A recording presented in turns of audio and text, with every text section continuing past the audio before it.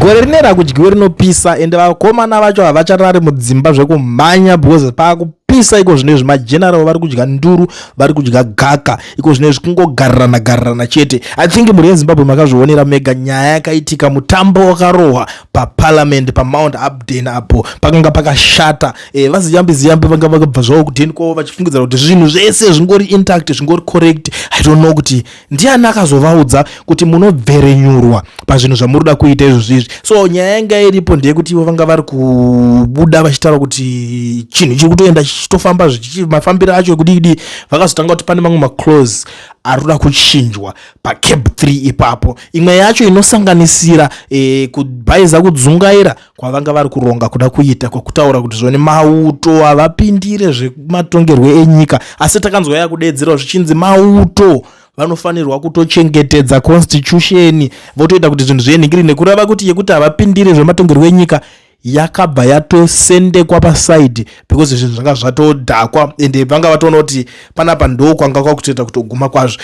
I understand kuti vanogona kuzoda kuzoti pamberapo voda kuzotaimira futi vodzoka voti ngatibva tagadzirisapo tobva tadai so, but maclose akaita seiwayo akagara ataura kunzi akubviswa kureva kuti vari kutodedzera kuti mukomana kana zvatonetsa waguta kunyarwa.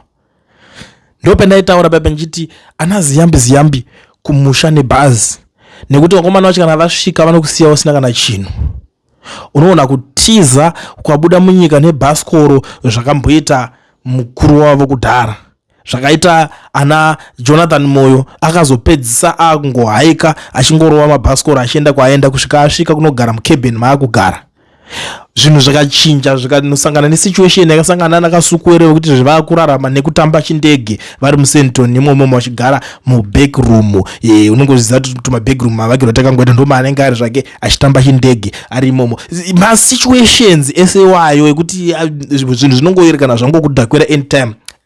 And I always ask you kuti tarisai mafesi evakomana vacho kuti fesi yaJacob Mdenda ukaione, what do you think? Wakaitarisa kudai so kuti this is Jacob Mdenda, unofunga chi ukaona kuti this is Ziyambi's face? Unofunge chi ukaona face yatagwirei?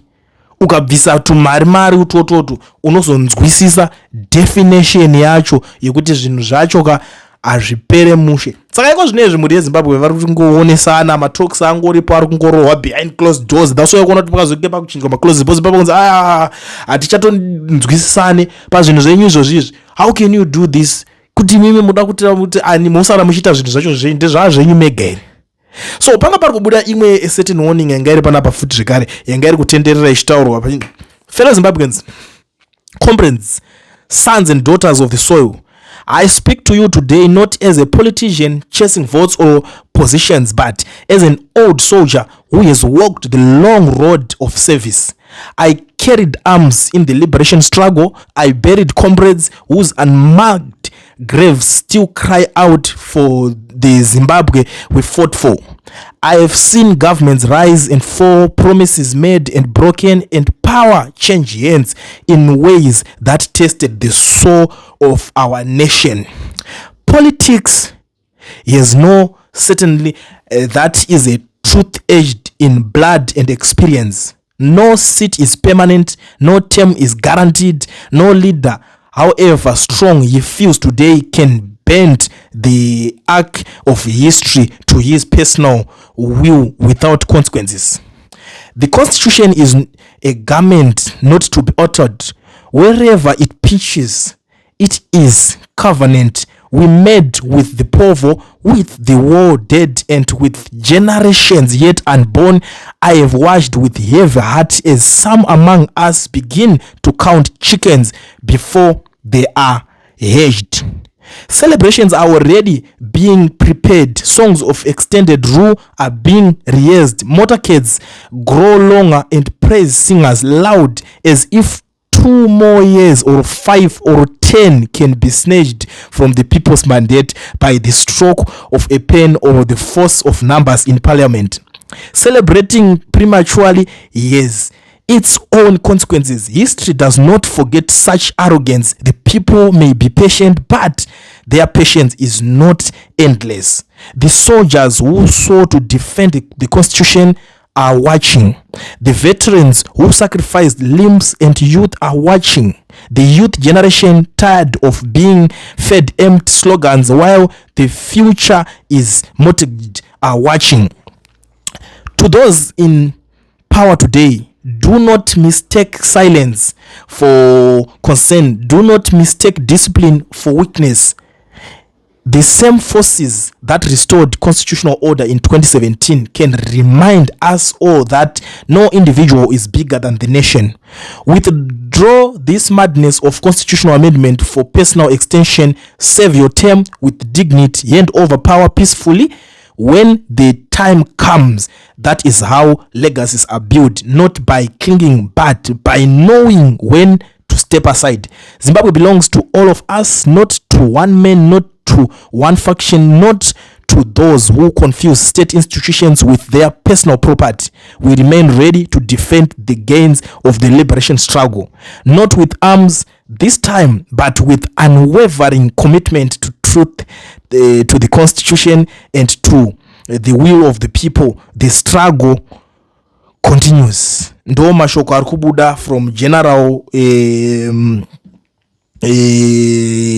Winston Sigauke Mapranga. This is just the warning. Aronzi iworwa pako overwa basi osiya mumwe achitobasa kwete kuti iwo ndiwo uda kusara wakatora pese uda kuita zvese uri one. Ndiyo nyaya iri kurambwa panapa pakaipa. I feel sorry for these guys. I feel sorry pakurova mistake vachifungidzira kuti vakomana vachazotya, vachazotadza kutaura kuti zvamuri kuita hazvisiri izvo ma1. Anyway, this is the situation. This is where we are right now, and I know kuti kana vakomana vachinge vatsamwa kudai so ini ndinoziva hasha dzavo. I understand them very well. Nditoziva kuti kaona uyu achinja face kudai so and yazviyazvo zvekuzonzi matambiro avo ivo pachavo vanotozivana kuti uyu haana kana mangwana, haana chinonzi chii, haana ganda kumeso, anogona kukudubutsa anytime. Saka ndo nyaya iri papa. Hapasi kutomboita zvekusekereranwa mamirire kunze ndiwaya. Makazviona kune mamwe MP akatonzi mimi musaende kuenda kuparliament, and for sure vazhinji havana kutoenda ikoko. Reasons iwayo anogona kuita kunge asiri iwo direct. Vamwe vari kuti ma-MPs vacho vanga vakathreatenwa kudhara kuti vakangoda kungonhinhina ipapapa vakabva vangosiya se bvavasiyana nazvo. So ma-MP vamwe vakati takazovhota zvisiri izvo because tanga takavhurirwa ziso zvikanzi zviri kuzoitwa pajekerere, zviri kuzoita sei. Nyaya dzacho dzinongotaurwa dzakawandisa ende hadzipere.